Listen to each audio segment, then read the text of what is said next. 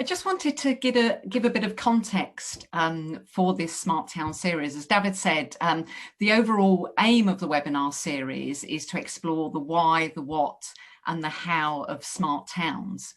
And so in the first webinar, we looked at some principles of smart towns that were derived really from the smart cities agenda. And we looked at the various pillars of smart cities and some of the big trends that are happening in society, such as the future of the high street, the future of work, and the future of aging.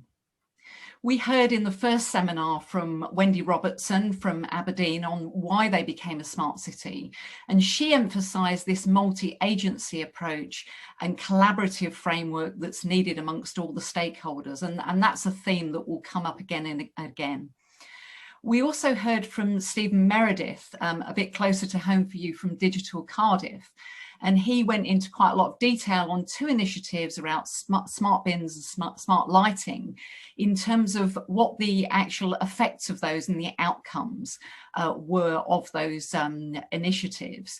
But he also touched on some of the challenges of actually starting to create data repositories around the idea of a smart town or city.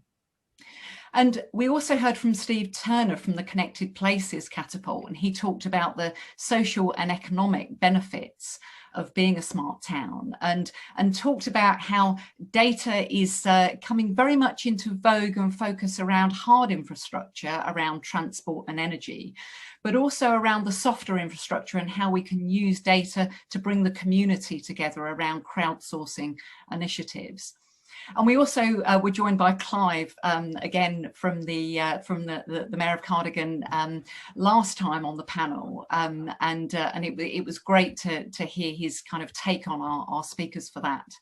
And I think we can all agree that smart technology or smart cities shouldn't start with the technology. It's very much the enabler, and a lot of people are seeing tech as that route to economic recovery. And so we come to today's session, which is starting on our what part of the smart cities or smart towns journey. And very much we're going to talk about spatial data and social data, and actually how that can really aid understanding and decision making within smart towns.